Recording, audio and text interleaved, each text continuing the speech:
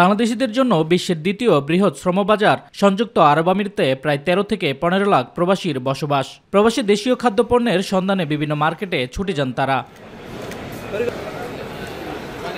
এই বৃহৎ গোষ্ঠীর কথা মাথায় রেখে বিভিন্ন সুপার শপ ও হাইপার মার্কেটগুলোতে বাংলাদেশি খাদ্যপণ্য মজুত রাখার কথা ভাবছেন কর্মকর্তারা।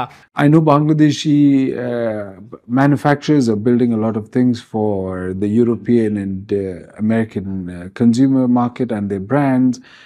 And I think there is also a chance for us to utilize this segment and bring those products into the UAE market. আমরা বাংলাদেশিদেরকে নিয়ে আসছি এখানটাতে যাতে তারা আমাদের বাংলাদেশি কাস্টমারদের সাথে কথা বলতে পারে এবং তাদেরকে আরো কনভিনিয়েন্টলি ফিল করাতে পারে। এছাড়াও প্রবাসীদের মতে বাংলাদেশি পণ্যের গুণগত মান নিশ্চিত করতে পারলে তৈরি পোশাকের মতো খাদ্যপণ্য হয়ে উঠতে পারে বাংলাদেশের অন্যতম আয়ের উৎস।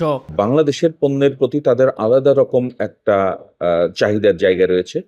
তো সবগুলো প্রেক্ষিতে বিবেচনা করতে গেলে সত্যিকার অর্থে বাংলাদেশের পণ্যের বিশাল বাজার এখানে রয়েছে। অনেক বাংলাদেশি সাপ্লায়াররা নিজেদের ব্র্যান্ড নামটা না দিয়ে যে কোম্পানিকে সাপ্লাই দিচ্ছে তাদের ব্র্যান্ড নেমে ওরা সাপ্লাইটা দেয়, যার ফলে প্রোডাক্টগুলো আপনার সেল হতে সুবিধা হয়। বিশেষজ্ঞদের মতে বাংলাদেশি পণ্যের সঠিকভাবে ব্র্যান্ডিং করতে পারলে আন্তর্জাতিক বায়ারদের নজরে আসা সম্ভব। আমরা হয়তো সামনে সিঙ্গেল কান্ট্রি ফেয়ারের ব্যাপার চিন্তা ভাবনা করছি। আমরা ট্রেড সেন্টার একটা ডেভেলপ করা যায় কিনা দুবাইতে, সেটাও আমরা চিন্তা ভাবনা করছি, যাতে এখানকার পটেনশিয়াল বায়াররা আমাদের প্রোডাক্ট ইয়ার দ্য রাউন্ড তারা দেখতে পান এবং বুঝতে পারেন। প্রবাসী দেশীয় পণ্য যেমন প্রবাসীদের আত্মতৃপ্তি দেবে, তেমনি দেশের গণ্ডি পেরিয়ে পরিচিতি বাড়বে বাংলাদেশি পণ্যের। যোগ হবে অর্থনৈতিক সমৃদ্ধি, এমনটাই আশা প্রবাসীদের। শামস তাবরিজ উচ্ছ্বাস, মাই টিভি নিউজ ডেস্ক।